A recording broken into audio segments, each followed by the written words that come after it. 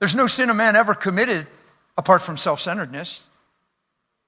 It's the flesh that makes you sin. It's you living for you that empowers sin. But Jesus was totally selfless. It's a given. He's totally selfless. So did he not sin because he came as God? Or did he not sin because he was totally selfless? And he's telling us that we have to deny ourselves if we're going to follow him, and we miss the whole message. So we sign off and always boast in imperfection and always keep an avenue for sin to happen instead of go after God hard, because if you go after God hard and then people say, well, you're trying to say you're perfect and you never sin. Nobody ever said that. But I'm telling you what, he makes it clear in the Bible. It's a choice. And you can live for the flesh or you can live for the Spirit. He said you've received and partake of his divine nature, not dual nature, divine nature. If you choose to have a dual nature, that's going to be found to be your choice. If you're living in the flesh, it's not because you're damned to, it's because you chose to. He says, be not deceived, God's not mocked. Whatever a man soweth, that he shall reap.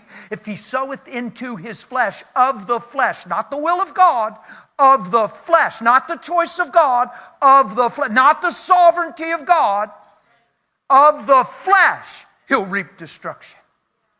But if he sows into the Spirit, of the Spirit, he'll receive life. Man, we just don't teach this stuff enough. And when you teach it, people go bonkers. Teachers go bonkers. Pastors and leaders go bonkers. It's heresy. We're always going to sin. We sin every day. That's a gross theology.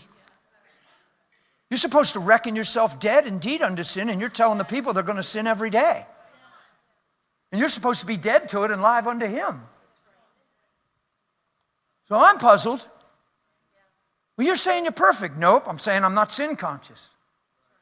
And I'm saying that being not sin conscious makes me righteous conscious, and that produces its fruit to holiness. Now I'm living by the grace of God in a way that I can never live without this truth. So I think in truth is making me free. And I'm thinking I am what I am by the grace of God. And if you try to talk about it, people go haywire. Haywire. And jump on that demonic internet that just throws opinions around like trash.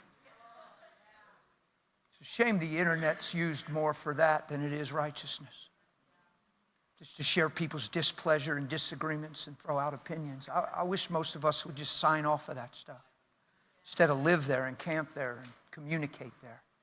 Take a walk and go look in somebody's eyes and love somebody. Shut that stuff off and just go be with Jesus and be with people. Yeah? I'm telling you, I have concerns with where all that, I feel like it's a cancer, not just to society, but really a leaven to the church. Because it's unaccountable opinion platform.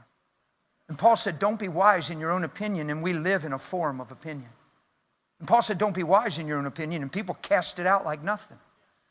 Well, I think, they're just saying that because, and you're going to be found out that there's a lot of guilt of judgment, presumption, and thinking you're God and you know what's in people's hearts because you interpret a thing a certain way.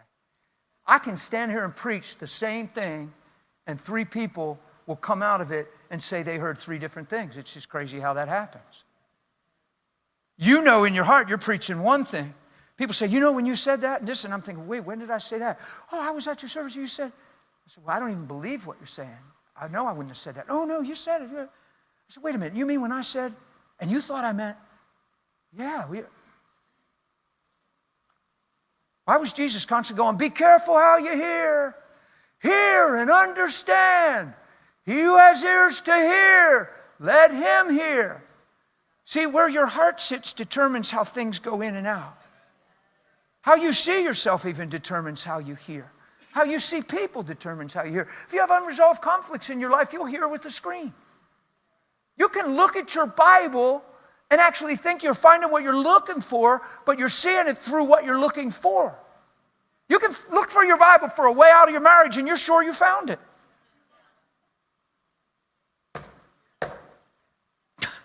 Instead of looking here and find a way to be like him and to love and to cover a multitude of sin, let mercy triumph over judgment. Yeah?